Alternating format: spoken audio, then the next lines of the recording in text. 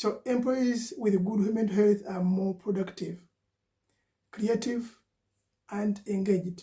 If your brother or sister you work with, or your co-worker or workmate, in this sense, when is in a good mental health, then there is more productivity, there is creativity, there is good engagement. But if you find someone runs berserk, someone is not mentally well, then everything is being affected. On the other hand, untreated mental health issues can lead to absenteeism, burnout, or low performance. How? If someone is sick, he doesn't come to work, that's one thing. Then that means there's absenteeism. Then there's burnt out, that the remaining people or remaining staff are going to be doing much to occupy the space for someone who is sick, who is mentally ill. In that sense, there is low performance in the company you're working with. So for takeaway in this, you find that mental health is not luxury. People think that one is just mad. But the issue is mental health, my brother, my sister, is not luxury. It is necessary. It is a necessity. Taking care of it benefits individuals, strengthens relationships, as I talked about, and enhances healthier and more productive communities. Therefore, by raising awareness, reduces stigma, and offers support, we can create an environment where everyone can thrive. So that's how it is. So my brothers and sisters, mental health is something key, something you need to take on or maybe look at in your organizations. Then I'll urge everyone to make sure that at least that kind of that slot is catered for. Check on your brother, check on your sister. If there's anything, report it quickly. Talk to the administrators so that at least they can stand in. So some of the sample health tips one can do. The daily routines, I would encourage everyone to consistently get enough sleep and eat well. Because if you don't eat well, then that is still a sign, something that can lead you to mental health. Because your body, your head, your system will not get enough nutrients, enough calories. You get deficiency, and then you get burnout. Then another thing one needs to look at is sleep. People don't sleep. People are looking at running after money. People are thinking about making deals. People are thinking about running for girls, women everywhere. People are thinking about this and this. People are thinking about school fees. People are thinking about their gardens. People are thinking about deals. So many things. And some of these things are making people to run mad. So mindfulness and relaxation is something very key. Take a simple breath, exercise, or mindfulness techniques. That is, could be physical activity. Apply physical activities like running, relaxing. You can do walking. You can make making log packs or joining fitness groups. In this sense, instead of being so much stressed, get involved in the public. Get close to friends. Talk to them. Ask them questions. Tell them your issues so that people can also help you. Because if people can't stand in your space, then that means you're losing out. Make sure people help you. There's this kind of social cohesion, simple health tips are things one can look at to avoid mental health. There are things which are routine, my dear brothers and sisters. Among the routine is sleeping well. Then another thing is eating well. I already dealt about eating well and how eating well helps your mind to grow and then enjoy your life. Sleeping, you know how sleeping is sweet. So you know how sleeping is. If you don't get enough sleep, if you keep on chasing for deals, if you keep on thinking about your gardens, if you keep on thinking about your school fees, thinking about your kids all the time, my dear brothers, you're going to become mentally disturbed. So we need to find a way we help our brothers and sisters to make sure that they live a positive and healthy life. So secondly, another thing I also need to look at, like when I'm talking about simple techniques or tips one can take on or take home, there is an element of look at mindfulness and relaxations. Here, one of the things one will look at, try to make a physical activity. Go running, go nature walking, go to the local parks, go to around, maybe join fitness clubs. Some people might join bars, but also drinking is not all that good. I know some people would say it is healthy, or it keeps company. Then that means you need to keep around people. Then there's this social connection. Social connection, I suggest that you look at joining local groups. You look at women groups, you look at men groups, you could look at, because when you join these groups, they help you to participate in the community events. Could be sports, it could be like, usually people, because if someone is a bit running mental, if you kept around people can always be easier to identify you. People can be able to identify you. And I think usually there is also within this kind of analogy or something that people like is running on, and they're saying, usually they say amongst 5 people, 3 of them could be mental. So that means amongst 3 of us, amongst 5 of us, because like amongst 5 of us, 3 could be mental or having something that is disturbing them that you need to help them. So if you're living with your friend, staying with your friend, you work together, try to stand in each and every one's space.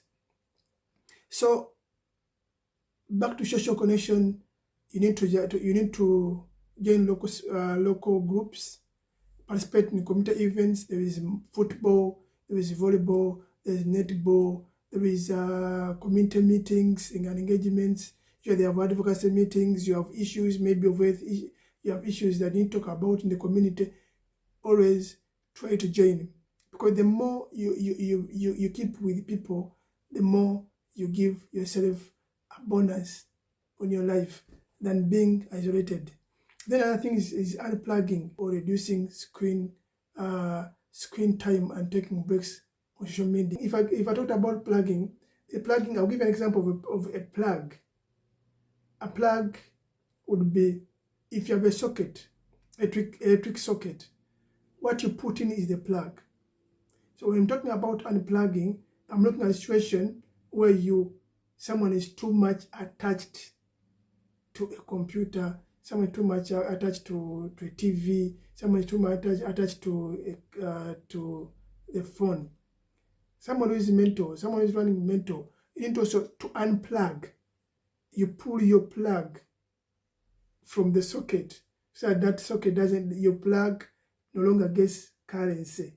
So that's what I'm saying, that as someone who is running mentally disturbed, if you are in between the space with that person, you need to make sure that this person unplugs himself or herself from taking you need to take breaks from social media, because social media sometimes is something which is making our people run a bit mad. Some people are seeing horrendous or activity which are so much serious, activity which are people are just becoming mad. People just get stressed with so many things on social media, and they just get into this, and in the long run they get addicted. Brothers and sisters, if you followed me well, I'll mention the nearby clinic, therapists, and counseling centers. And this one, I will look at, like for our case, like our case in Uganda, I will look at, you look at if someone knows Uganda well, and maybe looking at mental health services, you look at one of the centers we have in Uganda at the moment. I don't know whether it is functional or it is well equipped, but looking at the website, I just want to give the contacts. If anything happens, if you have a serious issue, one of the things you need to look at, kind of the hotline, and then the organization you need to run to. We have Mental Health Uganda, MHU, a hotline, which hotline I can also read here. It is 0800 21212121. I'll repeat it. 0800 212121. So that is a helpline for someone who wants to get help. At MHU, Medical Health Uganda, an indigenous NGO, non-government organization, comprises of individuals with and survivors of mental illness. They offer support and advocacy for mental health services across the country. So if you have a brother or relative, better you reach Mental Health Uganda. It could give you some support. But also we have Butabika National Referral Hospital. The services they provide comprehensive mental health care services, including specialized care in areas such as alcohol and drug abuse. And then we have psychotrauma and child and adolescent mental health services. And this Butabika is located in Kampala, Uganda, and that is the Butabika Hospital. Then we have Uganda Police Emergency Services. They can also help you. This one, they also have a hotline or helpline, which is 991 or 112. I repeat, hotline for Uganda Police Emergency Services is 999 and all 112. These are 24-hour hotline for Uganda Police for all police-related emergencies, including situations requiring immediate and mental health interventions. So if it is mental health, you still call the same number or any other emergency. So that's how it's provided on the websites I've read through. Then we have Safe Places Uganda. This one is also is a leading private mental, neurological and addiction treatment center, offering medical detox therapy and rehabilitation services. This one is also based in Uganda, in Kampala. Then you have Kirudu National Referral Hospital. This one offers psychiatric services, including mental health, fitness certificates, and diagnoses of occupational related mental health ailments like stress, anxiety disorder, and depression. This one based also in Kampala. The counseling and support services, UCSS. And this one you find that the service it provides counseling of grief, health issues, spiritual growth, economic development, education guidance, and psychosocial support. So that is that's what they have. Then we also have Health Rights International. This one through the Peter C. Adema Foundation. They have been implementing the program to strengthen mental health and recovery for communities affected by violence and armed conflicts in Uganda since 2026. So that one is, you can also, I don't have their contacts here, but that's some of the organizations that support and give mental health services. Sisters, remember, seeking help is a sign of strength. If you're experiencing a mental health crisis, don't hesitate to reach out to these resources for support. Because if you keep in your house, if you have a brother, you have a sister, someone is always in anxiety, and you keep quiet, you're leading to a slow death to a grave of your brother and sister, because he can be knocked in time, he can ditch himself, he can pierce himself, and it will not be good for yourself. Or you as an individual, just feel for yourself, come out, speak about these issues. Guys, break the silence, talk about your issues for people to help you. People understanding you talked about yourself. And then, yeah, basically, I understand most people have got phones, but then some of this, one would ask me, do I need to be having airtime or having a phone? Any person can help with a phone, and most of these airplanes, I think that's what I think. They don't need to be having airtime. They are being covered by the institutions, promote mental well-being. And among these, I will look at usually things that are being provided or people talk about. Comfortably close your eyes and take a slow breath. Inhale for 4 minutes or seconds, help for 4 seconds, and then exhale for 6 seconds. This is what I said. Deep breath exercise. Sit comfortably on your chair. Sit comfortably on your chair. Sit comfortably anywhere. Close your eyes and take slow breath. Inhale for 4 seconds. Hold for 4 seconds. And exhale for 6 seconds. Why do you think it helps, or why it helps? Deep breath calms the nervous system. That's one thing. Reduces stress and centers your mind. And that one takes to 5 or 10 minutes. And that is about deep breath exercise.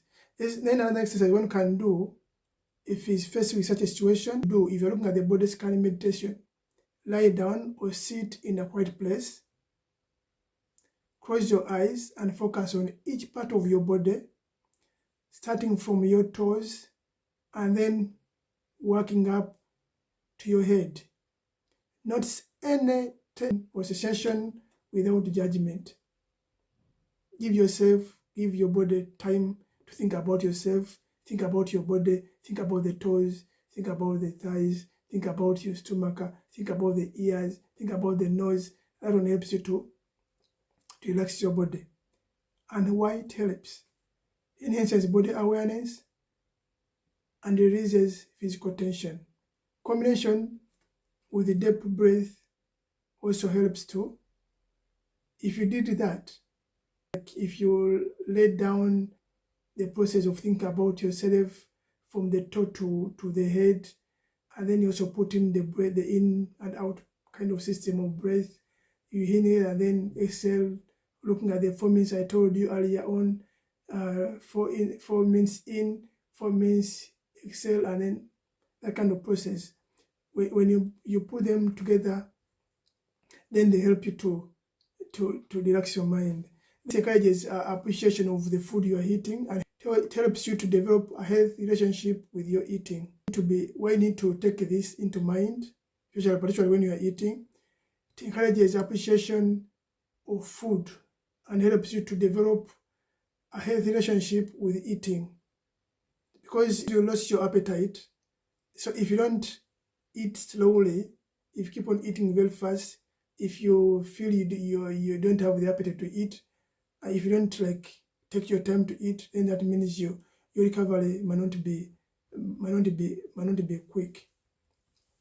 Then maybe also another thing I would want to talk about is the issue of gratitude practice.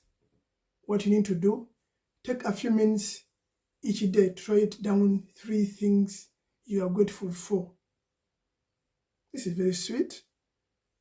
Take a few minutes each day to write down 3 things you're grateful for, and how does it help? Shifts focus from stress for positivity, improving overall well-being. Because most times people are getting too into stressful moments, and they keep attached to these moments. But you could sit down, write down things that you appreciate. You appreciate your life. You might appreciate your beauty. You could be appreciating the environment you're living in, everything you have, your personal kind of environment, the creatures you have, people you live with. Every day, keep on one will asking me, how does it help?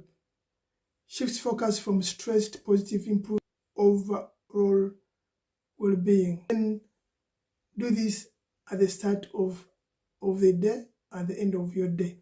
If you woke up and then wrote something, even in the evening wrote something, it helps you to evaluate yourself, to appreciate yourself, to love your brothers, love your sisters, to love your environment, to love whatever you have. Because if you don't do this, at the end of the day, you're going to see yourself as somebody who is not worth being, and sometimes people end up struggling themselves. Then you can also do walking meditation. Walk slowly in a quiet place, paying attention to each step. Focus on your feet. Feel as they touch on the ground, your breath, and the rhythm of your movement. And how does this help? Combining mindfulness with a gentle physical activity. You are walking, but each step you take, you think about it. What did I feel when I'm walking? How is it like? So that kind of moment. And you need to choose a scenic, a peaceful location for added relaxation. That's something very, very, very important.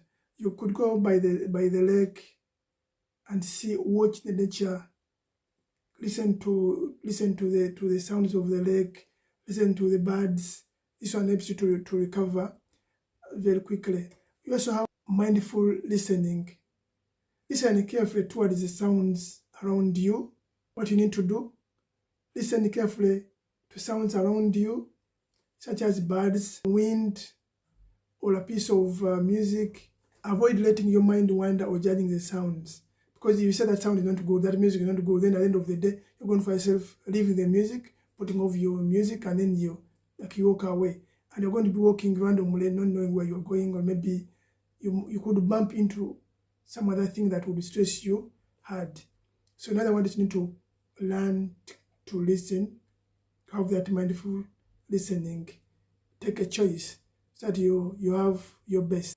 I think you need to look at, close your eyes and imagine a peaceful place, such as a beach, forest, or favorite spot. Visualize the sights, sounds, and smell in details. And this helps you to reduce stress and promotes relaxation. And when you pair with soft music and nature sound, then it becomes very. Then and maybe another thing also I want us to look at when it comes to stress, to handle stress. Write down your thoughts, emotions, or experiences without judgment. What have you gone through in your life? How far have you gone with this kind of process? Down your thoughts and emotions, experience, and without judgment. Take your time, write out the good things, write out. Usually, your interest would be writing out good things. You forget the bad things, because if you keep on tying yourself to bad things, then that means you're going to lose out. You're going to be stressed much more than you would. How does this help? Helps process emotion and effect on your day. And in this process, try structured prompt likes. What made me happy today? And what challenged me today? So if you go through this process, what the prompts, like things that triggered you, like what made you happy today and what didn't make you happy today, that means this helps you to heal. And loving kindness meditation. And how do you do it? Sit quietly and silently repeat positive phrases like, may I be happy, may I be healthy, may I be safe. Then extend these wishes to others. Because what you wish yourself is what other people wish you. So if you can't wish people well, then they can't wish you well. So if you're too rude, just look into yourself and say, if you're too rude, just look into yourself and see how best you can uproot that kind of rudeness from yourself and share love. So you need to be sharing love, have loving kindness meditation. Try to meditate about kindness. Sit quietly, silently, repeat positive phrases like, may I be happy, may I be healthy, may I be safe. Then extend these wishes to others. Why does it help? It cultivates compassion and reduces negative emotions, because you'll be healing yourself. So and so did this to me. How can I share love? And this person can appreciate me as an individual, even when I'm going through this. How do you do this? Start with yourself, then expand to loved ones, acquaintances, and eventually the entire world. So that one helps you to love each and every one. One thing one has to take in mind, this, brothers and sisters, is that together we can create a healthy and happier community. I beg you, brothers and sisters, stand in people's spaces. Stand in people's spaces. Help your brother, help your sister. People are so much stressed. Many people have lost their jobs. Many people, their businesses are being closed. People have lost their relatives. People have nobody, no one to talk to. People have been like stolen of their property by their relatives. And at the end of the day, people are being stressed. I've seen young boys and girls in school running mad. Of recent, guys, you've seen people falling from buildings from buildings to the floor, to the roads. Not because they like it, but it's because of stress. And what brings this? This is brought in the sense that people don't want to talk about these issues. And because they don't want to talk about it, they end up making their personal decisions. And once they make their personal decisions, they end up deciding on their life. Because they feel no one loves them, they feel no one can help them, they don't have anyone to talk to. What am I suggesting? One, such processes need to be taught in schools. There must be love in schools. Let's have love in families. Let's love each other, brothers and sisters. I conclude by saying, brothers and sisters, thank you for listening in. Come in next time. This is Ed Mask, your channel. Please subscribe, share. Welcome to Ed Mask, your channel for learning, education, and entertainment. Yeah, I come back to in my second schedule, and today I'm talking about signs you or your loved ones might need help about mental health, on mental health issues. You are feeling sad or down for more than 2 weeks. Secondly, at night, or you're experiencing interrupted sleep. You've developed unhealthy relationship with the food, and your eating pattern has changed. Either you have lost your appetite, or you can't stop eating yourself from eating too much. So people eating too much, make sure you need to check yourself.